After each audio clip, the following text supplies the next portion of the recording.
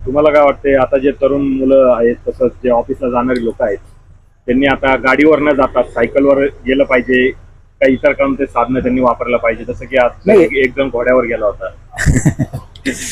घोड्यावर गेला ती चांगली गोष्ट आहे, म्हणजे आता ठीक आहे तो, पण जे त्यांनी सांगितलं त्याच्यामध्ये बरोबर आहे. त्यांनी ऑफिसला जाणं थांबवा असं सांगितलेलं नाही. त्यांनी काय सांगितलंय, तुम्ही शक्यतो कार पुलिंगचा वापर करा.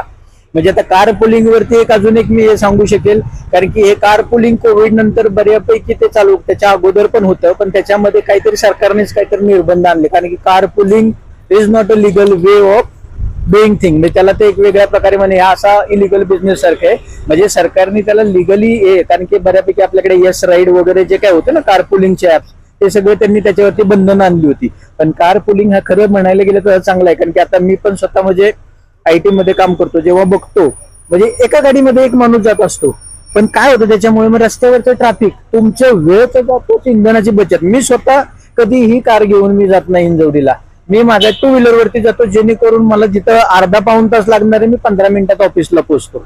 बरोबर.